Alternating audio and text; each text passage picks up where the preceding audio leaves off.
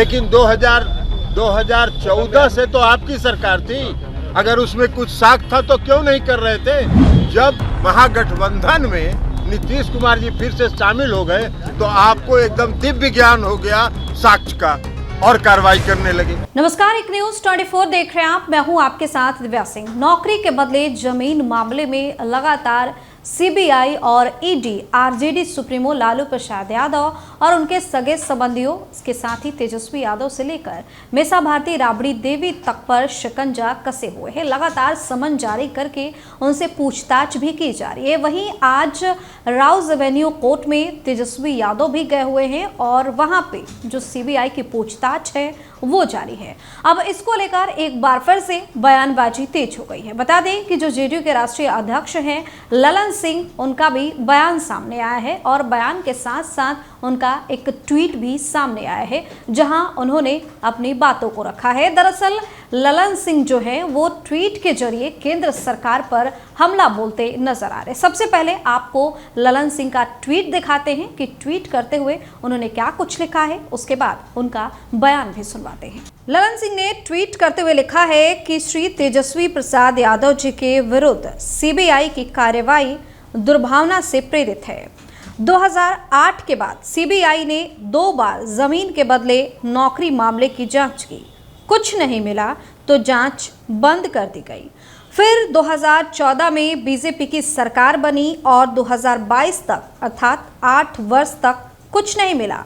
लेकिन जैसे ही 9 अगस्त 2022 को श्री नीतीश कुमार जी के महागठबंधन में शामिल हुए तो दिव्य ज्ञान से सीबीआई को प्रमाण मिलने लग गया और बदले की भावना से बौखलाहट में दबाव बनाने के लिए कार्रवाई होने लगी। भाई, अघोषित आपातकाल है, सभी असंवैधानिक संस्थाएं नियंत्रण में हैं, कुछ भी किया जा सकता है, लेकिन देश देख रहा है 2024 में भाजपा मुक्त भारत होगा। तो देखा आपने कि किस तरीके से ट्वीट करते हुए ललन सिंह ने केंद्र की सरकार पर हमला बोला है और कहा है कि जो जांच एजेंसियां हैं वो कहीं ना कहीं केंद्र सरकार की नियंत्रण में है। और अब आप सबसे पहले ललन सिंह का ये बयान सुनिए। तेजस्वी यादव जी के बारे में वही हो रहा है। आप एक बात बताइए ना कि जिस बात की वो चर्चा कर रहे हैं कि 2008 में कंप्लेन हुआ तो 2008 से 2014 तक आप कह सकते हैं कि भाई यूपीए की सरकार थी, कार्रवाई नहीं हुई। लेकिन उस समय भी जांच हुई, सीबीआई ने उस फाइल को बंद कर दिया।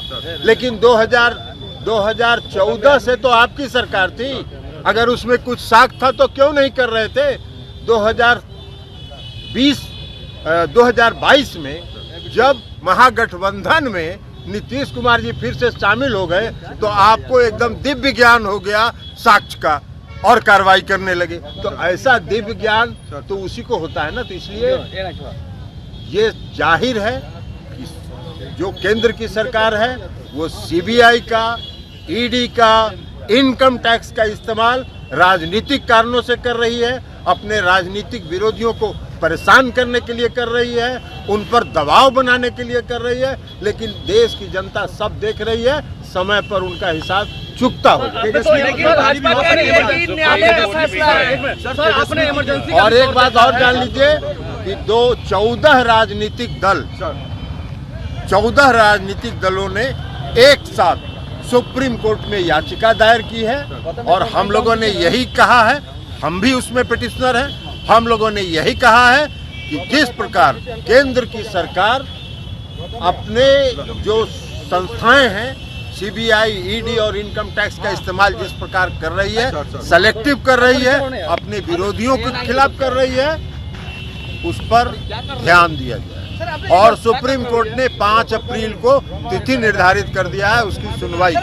तो देखा आपने, ललन सिंह साफ तौर पे कहते हुए ये नजर आ रहे हैं कि जब यूपीए की सरकार थी तो पहले ये जो मामला है वो सामने आया, जांच भी हुई और बंद भी कर दी गई। लेकिन जब एक बार फिर से बिहार में महागठबंधन की सरकार बनी है तो फिर से सीबीआई एक्टिव मोड में नजर आ रही है और लगातार बौखलाहट में इस तरीके की कार्रवाई की जा रही है। इस वीडियो में फिलहाल के लिए इतना ही। तमाम अपडेट्स के लिए अपने टेक न्यूज़ 24 के साथ। अगर आपने अभी तक हमारे चैनल को सब्सक्राइब नहीं किया है तो सब्सक्राइब कर लीजिए, हमारे वीडियो को लाइक कीजिए, शेयर कीजिए, साथ ही हमें कमेंट करके जरूर बताइए कि आपको हमारी खबर कैसी लगी।